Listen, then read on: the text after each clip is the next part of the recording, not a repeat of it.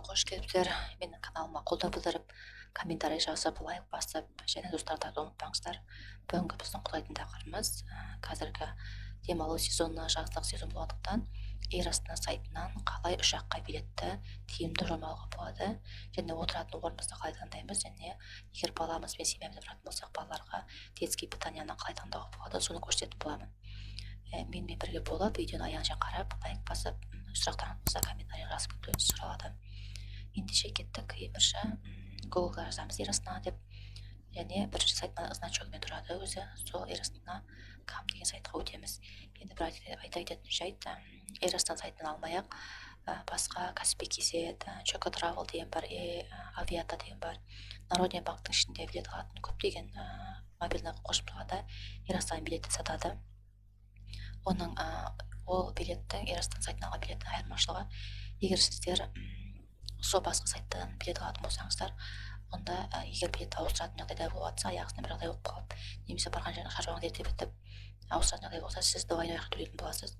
Себебі штрафной деген болады, соны төлейтін боласыз басқа сайтта алғаныңыз үшін, және Эйр Астананың өзінің қайту билетіне тағы ақша қосасыз ауыстырған үшін. Сондықтан сіз екі шығынға ұшырайсыз. Сондықтан егер шығынға ұшырамаймын, ақшамды үнемдеймін деп ойлайтын болсаңыздар, мына Эйр Астана сайтының өзінен билет алған тиімді. Мен үнемі осы сайттан үйде отырып ешқайда бармай-ақ билет аламын. Сондықтан сіздерге өзімнің яғни бір опытыммен, тәжірибемен бөлісіп отырмын. Сондықтан видеоны аяғына шейін қарап, қолдау білдіріңізді сұралады. Ендеше бастайық. Эйр Астана мына значогымда соған кіреміз.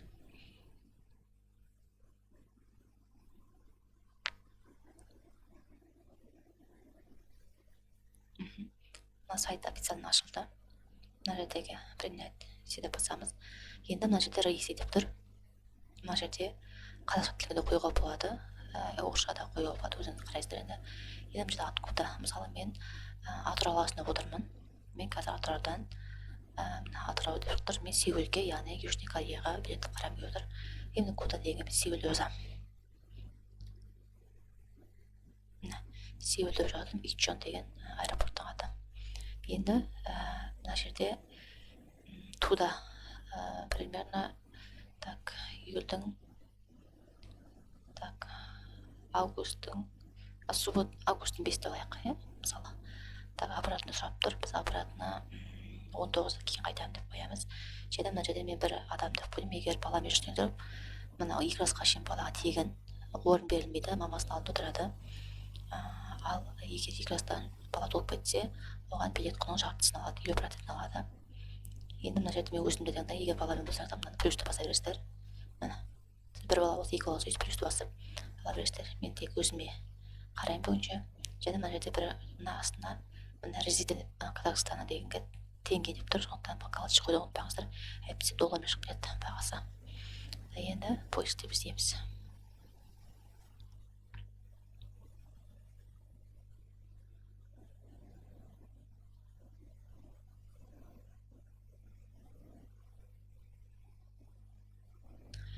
Енді осы жерде сіздерге айтып кететін жағдай, Атырау қаласынан Кореяға тіке самолет жоқ. Мен через Алматы ұшамын. Сондықтан мен неге Атырау Сеул деп тердім? Себебі мен билетті ақшадан алып келіп отыр. Егер Атырау Сеул деп болса, маған Атырау мен Сеул арасында самолет жоқ болғандықтан маған через Алматы қылып автоматически сөйтіп сайт береді. Егер мен Атырау Алматы деп бөлек алып, Алматы Сеул деп бөлек алатын болса, мен көп ақша жұмсайтын боламын билетке.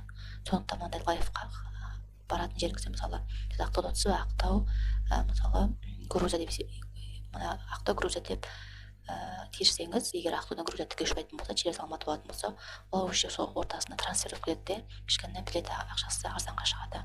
Сол сіздердің естеріңізде болсын. Мына Атырау Сеул деп істедім. Енді мына жерде бізге келіп тұр.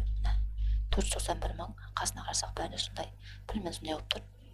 Енді үстін басамыз. Бірақ бұл баға точно емес. Мынау несі? Қазір өзгеретін болады. Бұл жерді басамыз.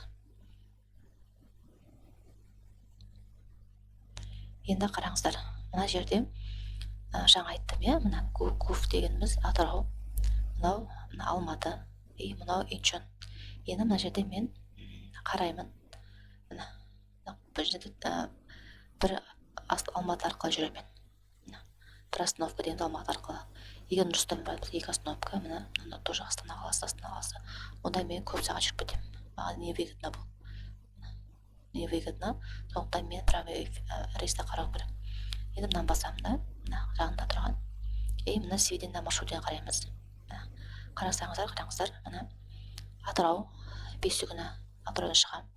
Алматыға сол күні түсқа дейін жетемін. Международный трансфер деп тұр. Трансфер дегенде ортасында қалатын қаланы айтады. Енді мен соңғы күні түнде мен Сеулге ұшамын. Мына жерде самолеттің аттары, рейс барлығы жазылып тұрады. Енді тарифті қараймыз. Тариф дегенде таңдаймыз. Мысалы, менің қолымда неше жүк бар, мен соған қараймын. Мысалы, менің қолымда бір жүк болса, бір жүкке 23 килограмм береді. Росчем 8 болу керек. Мысалы, билет ауысатын болса, платно жүреді. Бизнес зал жоқ. Және маған Номад клубтың карточкасы 100% салады. Және возврат тоже платно. Егер билетті қайтарып алатын болсам, тоже платно ақы төлеймін.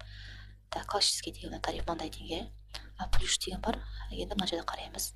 Егер багаж көп болса, маған 2 место керек болады. 23-23-тен 46-я. Ручной бөлек. Және мен егер билетімді ауыстыратын болсам, мысалы, басқа датаға қоямыз деп, онда бесплатно жүреді. Тек қана бесплатно дегенде мына жерде не төлейміз?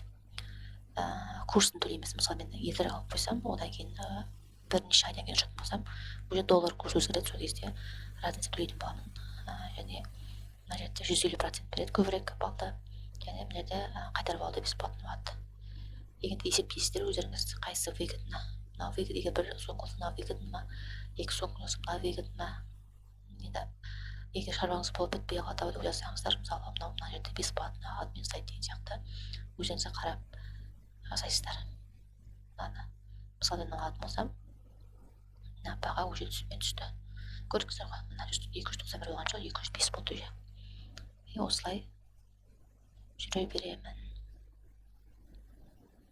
Міне. Енді мынаны таңдадым. Енді маған обратно шығарып тұр 19. Осыны тоже таңдаймын. Осыны басып қараңыздар мына. Так, мен Инчоннан шығамын.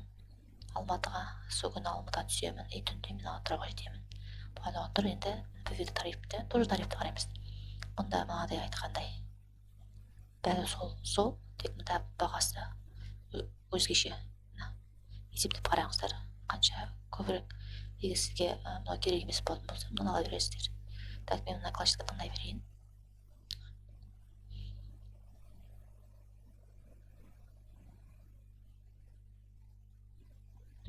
Енді мына жерде көрсеңіздер болады. Мына жағындағы түрі.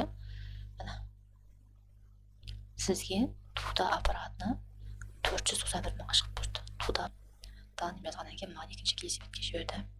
Егер сізде дополнительный жүк болатын болса, онда добавить деп мына жерге скидкамен тағы багажға төлей аласыз. Және енді мына бронирование место дегенде мен Атыраудан Алматыға, Алматы Сеул, арқайын аппаратына ұшамын. Соған мына жерге өзім отыратын орын таңдаймын. Выборды басам. Сонда маған мына жерде свободный екен барлығы, мына 200 тұрғанның барлығы бос емес деген сөз. Өзім мына жерден тауып аламын, өзіме керекті. Мына жерде мынандай тұрғандар уже туалет деген сөз. Көріп тұрсыздар, туалеттің белгісі, туалеттің қасы деген сөз.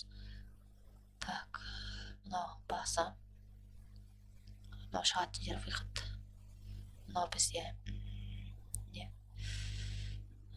бизнес классы. Так, мысалы мен 14 басының жағында отыратын боласым, көне балам жүріп, сондықтан мен тез шығып кеткен жақсы көремін. Сондықтан мынандайын бесплатно. Оны таңдауға ешқандай ақша алмайды, бесплатно. Так, сохранить деймін. Сохранить басам, егер сохранилмей тұр. Астында специальное питание дегеніміз басамыз. Мына жерде өзіміз таңдаймыз. Мысалы, мен көбіне балам жүретін болғандықтан балаларға детский питание таңдаймын. Так, диабетический деген бар, фруктовое питание бар, диетический деген бар, азиатский, вегетарианский бар, питание для молодец. Өзіңіз таңдап қоясыз. Диетический деп таңдайтын болсам, астында сохранить батырмасын басамын. Мына жерде мен көп загрузка айналып тұр. Енді мына жердегі специальный помощь деп тұр астында. Специальный помощь деп тұр.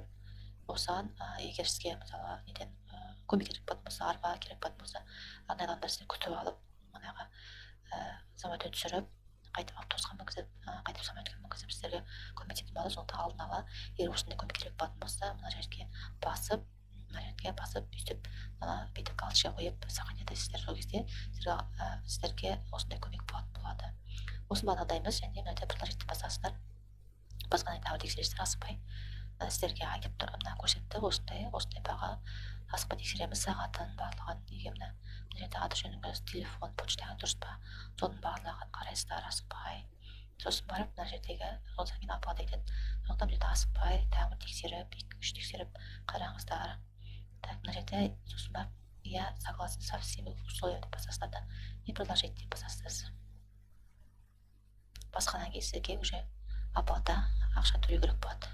Мына жерде банковский карта төлесеңіз, мынаны басасыз и өзіңіздің картаңыздың нөмірін жазасыз. Бүйтіп жазасыз да, мына астына CV-ге отан есімін жазасыз да, оплатить деп басасыз. Болды. Мына жерде өйтіп билетті үйден алып отқанда, мысалы, сіздерге 1 сағат уақыт береді. Міне үйден бәрін жасап болып, егер картаңыз ақша жетпей жатса, тез барысыңа жаңа аударып, сөйтіп алуға болады. Мына сіздерге 1 сағат уақыт, 1 сағаттан асып кетсе, уже жаңа бір ұзақ қойғаныңыз барлығы кетіп қалады. Сондықтан 1 сағаттың ішінде төлеп үлгеріңіздер. Так, сонымен қатар оплата жасайтын жерде тоже не бар, немен алу бар, оформить кредит деп тұр.